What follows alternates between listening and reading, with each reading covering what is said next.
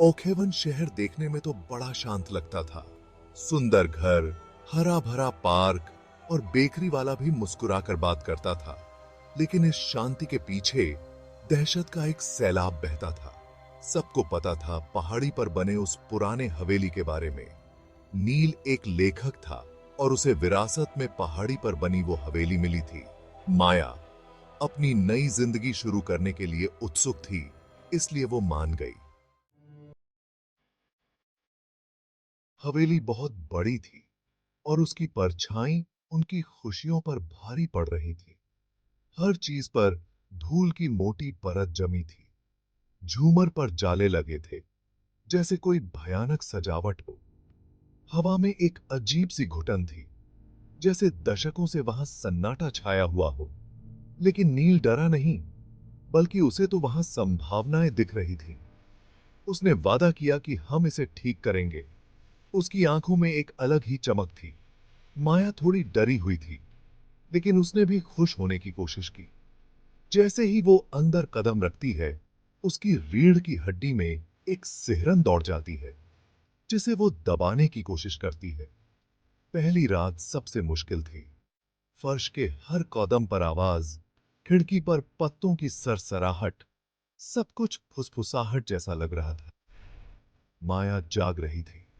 उसका दिल जोर से धड़क रहा था और उसका दिमाग तरह तरह के ख्याल सोच रहा था।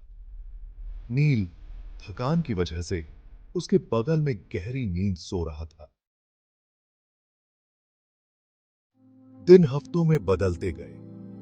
माया धीरे धीरे अपने नए घर में ढलने लगी। उसने खुद को पूरी तरह से घर के नवीनीकरण में लगा दिया। वो हवेली को एक खूबसूरत घर में बदलना चाहती थी, लेकिन कुछ कोने ऐसे थे जहां वो नहीं पहुंच पा रही थी, जैसे कोई अदृश्य ताकत उसे रोक रही हो। मिसाल के तौर पर अटारी का दरवाजा बंद था और खुल ही नहीं रहा था। नील ने कहा कि उसे चाबी नहीं मिल रही है। माया ने ज्मेमोरिया जोर नहीं दिया। उस बंद दरवाजे में कुछ तो था, एक अजीब सी चेतावनी जो उसे दूर रखे हुए थी। फिर भी अजीब और गरीब घटनाएं होने लगी। दीवारों से पिक्चरें गिरने लगी। खाली कमरों से फुसफुसाहट की आवाजें आने लगी और माया को ऐसा लगता था जैसे कोई उसे देख रहा है। कोई अदृश्य नजर उसके हर कदम पर नजर रखे हुए है। एक रात माया की नींद एक खौफनाक चीख से खुली। ऐसा लग रहा था जैसे चीख घर के अंदर से आ रही हो और खाली हॉल में गूंज रही हो। वो दौड़ी हुई नील के पास गई। उसका दिल जोर से धड़क रहा था। नील की नींद खुली और उसने कहा कि ये बस एक सपना था। लेकिन माया को यकीन नहीं हुआ। वो ये बात अपने दिमाग से नहीं निकाल पा रही थी कि वो चीख असली थी, जैसे हवेली की दीवारों के पीछे कोई भयानक राज छुपा हो। अब उसे भी सपने आने लगे थे, जिनमें उसे एक औरत दिखाई देती थी। सफेद रंग की साड़ी पहने उसका चेहरा हमेशा धुंधला रहता था। वो माया के बिस्तर के पास खड़ी रहती थी। उसकी ठंडी मरी हुई आंखें माया की रूह में उतर रही थीं। भाग 5। सफेद साड़ी वाली औरत।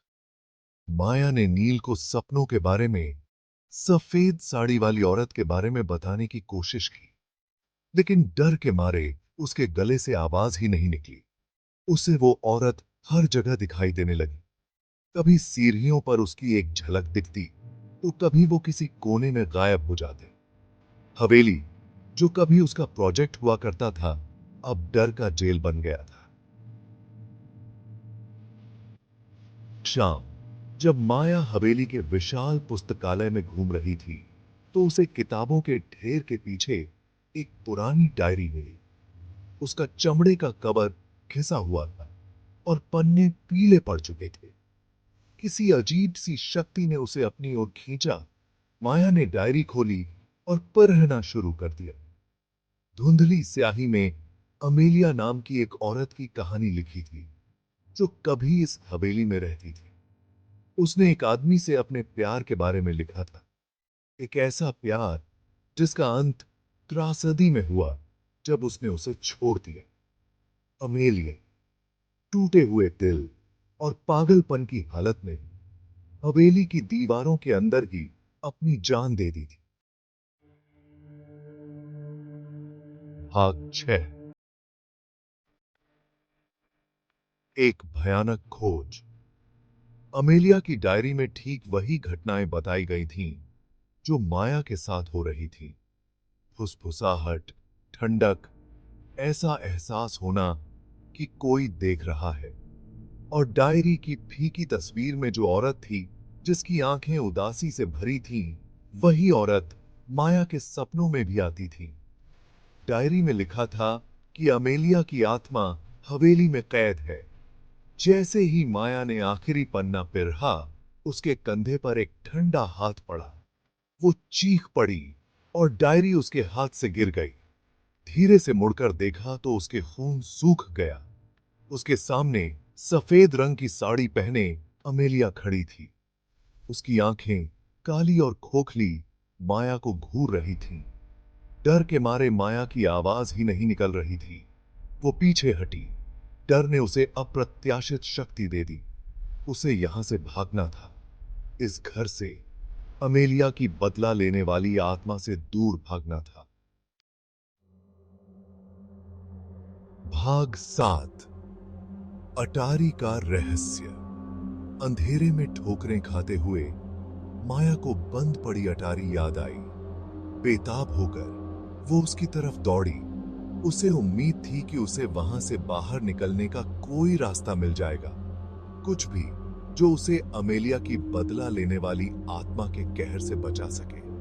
उसने अपना सारा जोर लगाकर पुराने लकड़ी के दरवाजे को धक्का दिया। उसे हैरानी हुई कि दरवाजा खुल गया और उसके पीछे एक संकरी, जालों से भरी सीर ही दिखाई दी, जो अंधेरे में ऊपर की ओर जा रही थी। अमेलिया की भयानक मौजूदगी को महसूस करते हुए माया के पास ऊपर जाने के अलावा कोई चारा नहीं था। ऊपर चढ़ते हुए हर कदम पर उसे भूतिया फुसफुसाहट सुनाई दे रही थी, जो उसे अटारी में इंतजार कर रही किसी भी चीज की ओर धकेल रही थी। भाग 8। फंस गई। अटारी एकदम घुटन भरे सन्नाटे में डूबी हुई थी। बंद खिड़कियों के छेदों से आ रही धुंधली चांदनी में धूल के कण नाच रहे थे। एक टिमटिमाता हुआ बल्ब पूरे कमरे में लंबी भयानक परछाई बना रहा था। और तभी माया की नजर उस पर पड़ी। कमरे के बीच में धूल से सने एक ईजल पर एक अधूरा चित्र रखा था।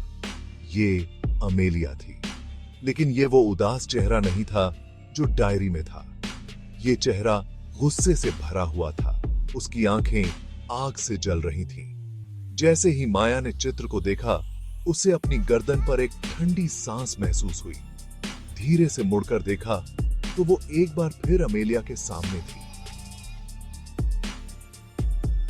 इस बार भूतिया चेहरे पर गुस्सा साफ दिखाई दे रहा था। उसकी सफेद साड़ी उसके चारों ओर तूफान की तरह घूम रही थी। भाग 9। भागना। तुम्हें यहां नहीं आना चाहिए था, अमेलिया ने फुसफुसाते हुए कहा। उसकी आवाज एक भयानक फुसफुसाहट थी जो माया के दिमाग को चीरती हुई निकल गई। कमरा और ठंडा हो गया। हवा में डर और घुटन बढ़ गई। ईजल पर रखा चित्र एक भयानक ऊर्जा के साथ धड़कने लगा। डर के मारे माया के अंदर एक अजीब सी ताकत आ गई। वो अमेलिया की पकड़ से बच निकली और अटारी की खिड़की की तरफ भागी। खिड़की खोलकर वो उस संकरे से जगह से बाहर निकल गई। उसे इस बात की परवाह नहीं थी कि उसके बदन में चुभ रहे कांच के टुकड़े। वो हवेली की ढलान वाली छत पर गिर पड़ी और खुद को संभालने की कोशिश करने लगी। उसके पीछे अमेलिया की गुस्से भरी स्क्रीमें रात में गूंज रही थी, लेकिन माया ने पीछे मुड़कर नहीं देखा। वो छत से नीचे उतरी और आखिरी कुछ फीट नीचे जमीन पर कूद गई। वो तब तक भागती रही जब तक हवेली दूर क्षितिज पर एक धुंधली परछाई नहीं बन गई। भाग 10। और भी डरावनी कहानियों के लिए सब्सक्राइब करें। माया कभी ओखेवन वापस नहीं गई। उस रात की याद, अमेलिया की बदला लेने वाली आत्मा की याद, उसे आज भी टनाइटी थी। पहाड़ी पर बनी हवेली वैसे ही खड़ी रही, जो इस बात का सबूत थी कि सबसे शांत दिखने वाले शहरों के पीछे भी एक काला सच छुपा होता है। क्या आप भूतों पर विश्वास करते हैं? क्या आपका कभी ऐसा कोई अनुभव हुआ है जिसे आप समझा नहीं पाए? अपनी डरावनी कहानियां नीचे कमेंट में शेयर करें और लाइक, शेयर और सब्सक्राइब करना ना भूलें और भी भयानक कहानियों के लिए।